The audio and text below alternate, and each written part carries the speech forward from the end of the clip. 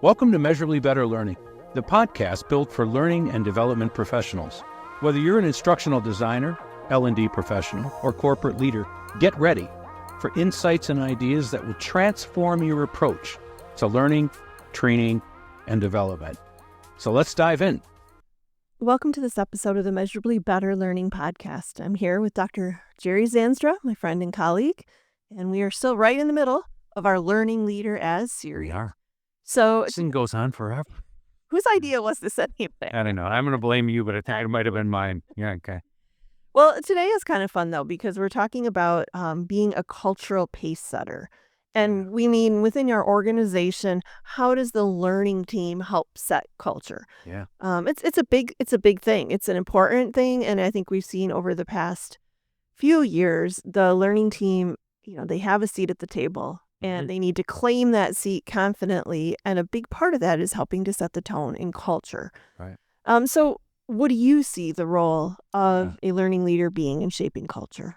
Just for the sake of clarity, we're not talking about the culture on the learning team. Correct. Right. We're talking about Organizationally. the overall organizational culture. And then there's within that a whole bunch of subcultures, right? Sure. Financial nerds have their culture and the operation You people, right? agree. I mean, nerd is a compliment. Okay. All right. Yeah, it's a good thing. But right, there's a bunch of subcultures within there. But there is an overall culture in a company, and you could get at it pretty quickly by a cup of coffee and 5 people in different places and going, tell me what it's like to work there. Yeah. Right? You're gonna, the Absolutely. culture is gonna come out. I think a lot of L&D people are motivated because they want to contribute to that culture. I would agree. I've seen that for many years. And they think bigger than, what I really want to do with my life is make a bunch of e-learning results. I don't think anybody really grows up thinking that. If only, go back to the 4th grade. What do you want to be when you grow up? That's not the thing. You're trying to make a difference. And L&D people, I think, largely are other people focused. Yes, I would agree. And like you, I mean, that came out of the classroom, right? That went into the classroom because they wanted to make a difference in the lives of children at some age. And then, saw an opportunity or whatever that vocation is. But there's something wonderful about that vocation. And what drives it is the desire to make a difference. Yes. It might not necessarily be to make profit. It might not be to make the best widget that's ever been made as an engineer, the perfect machine.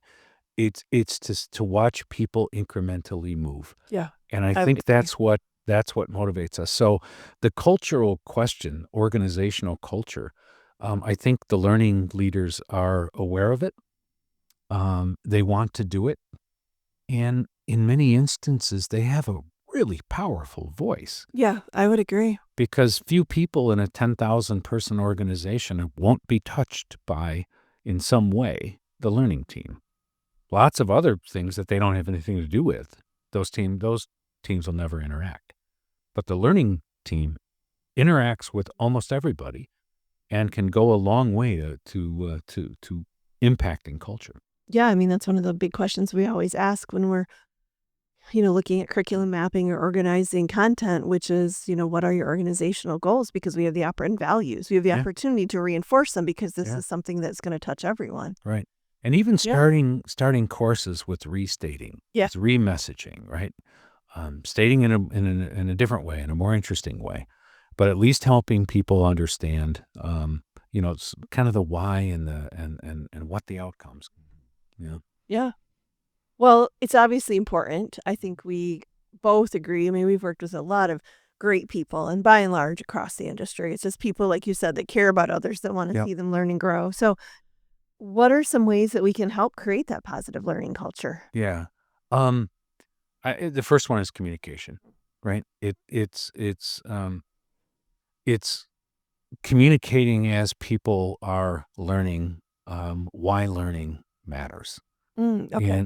But the one I really want to talk about, that's sort of an obvious one. The one I really want to talk about is celebration. I have a friend who's the CEO of a very large company, And this dawned on him a number of years ago, the importance, you know him too, the importance of celebrating wins. And I just, that's one thing that gets missed a lot. It does. And Absolutely. the learning team to highlight learner of the week, learner of the month, right? And make it a meaningful celebration. And, or somebody helps somebody else, where there was a great social learning, or somebody's really an evangelist. Celebrate the wins, but better than wins, maybe. Celebrate the good light, the things of goodness, Right. Celebrate when people do good things that change the culture. Really, really highlight those things.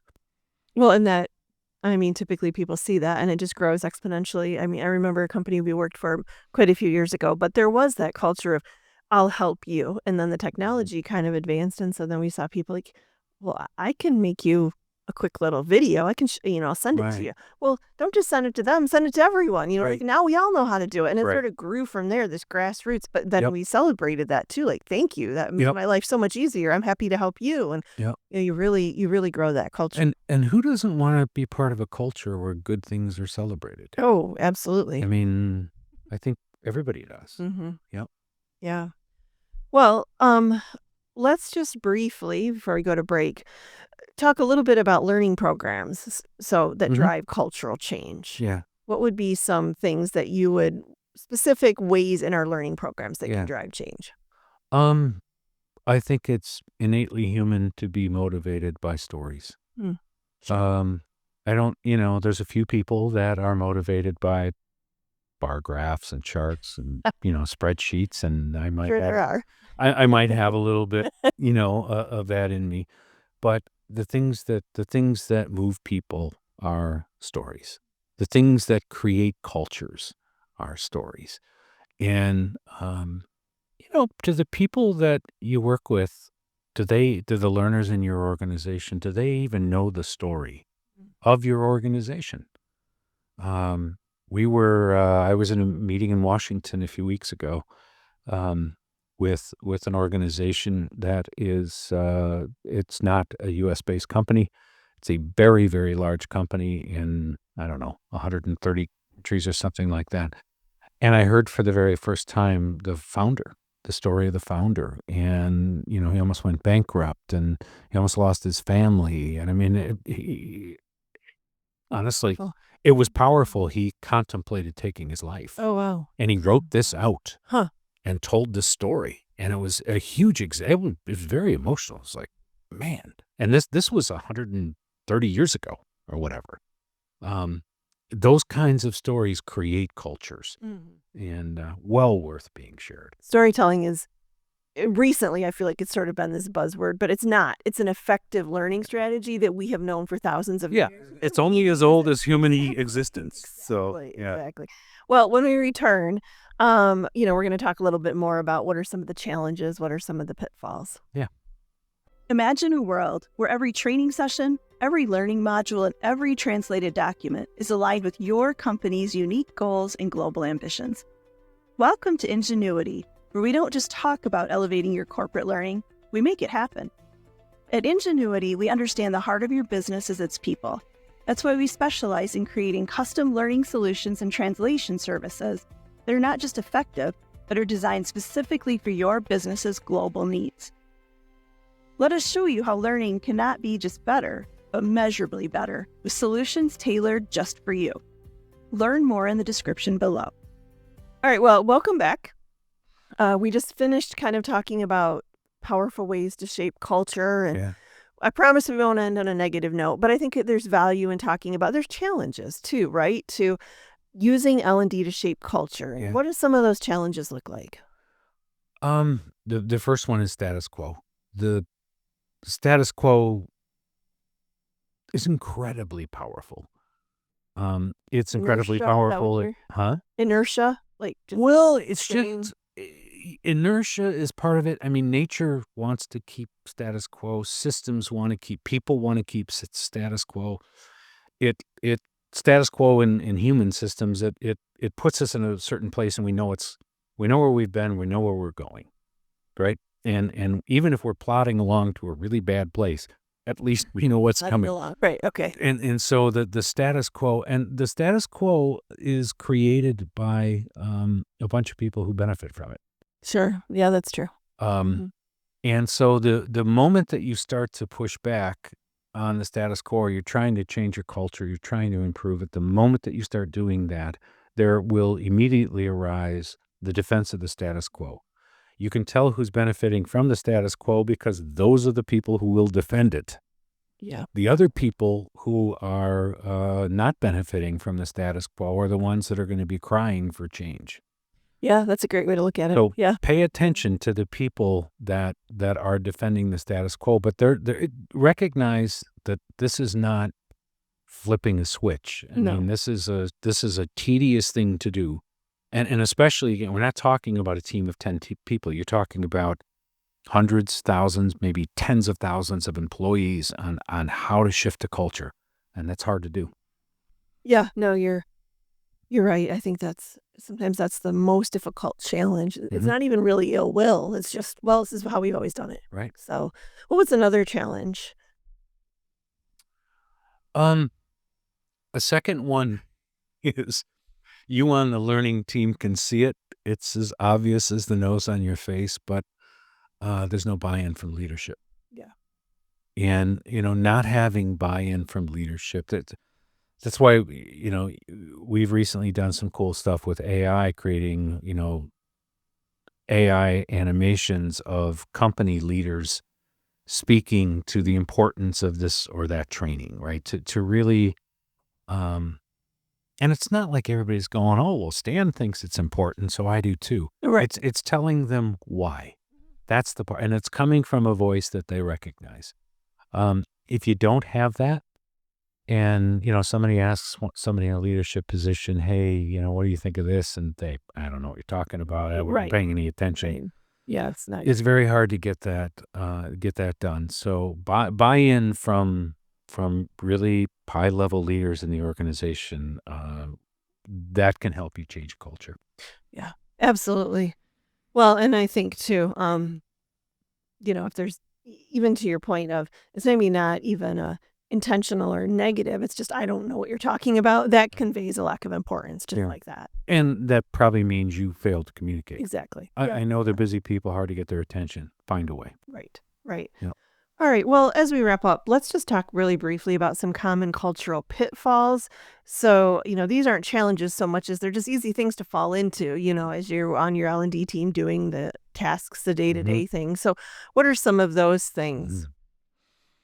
I'm thinking of somebody that you and I met. This was a woman who had recently become the head of learning for a very, very large retailer. And you and I were in person. We were meeting with her, and it'll come to you in a minute if it hasn't already. But she said, we have to change everything. And we said, what do you mean? She's like, I took the onboarding. I didn't have to. Do you know what I'm talking about? Yeah, she said, I didn't have to take onboarding because I'm an executive, but I took it. Oh, my goodness. Yeah. It was awful. Yeah. That was the first introduction to everybody to this company. This is what they think of training for now. From going forward, you almost can't eradicate that memory. Yeah. And so the first thing that people see, right? If it's compliance, something interesting, compliance. The something interesting will never overcome the power of, oh my goodness, this is a 55-minute flip, click, click. Right. And so not all compliance has to be awful.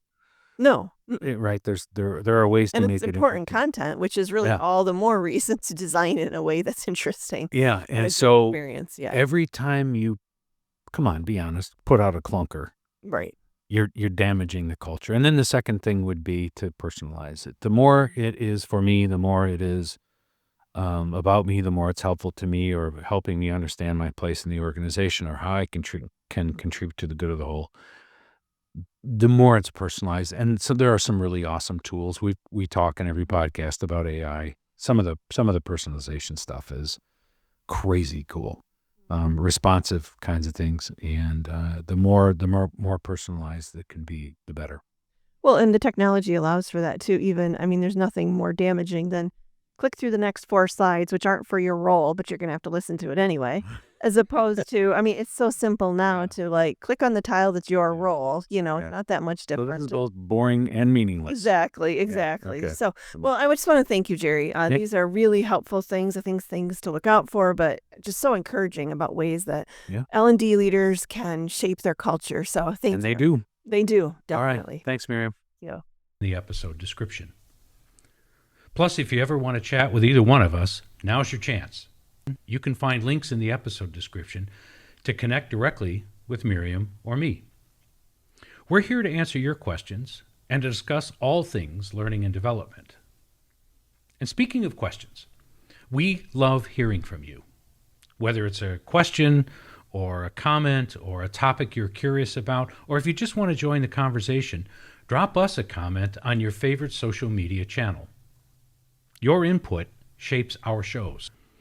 Don't forget to subscribe to our podcast on your favorite platform. It's the best way to ensure you never miss out on our latest episode. We're excited to continue to transform learning into a measurable success with you. Until next time.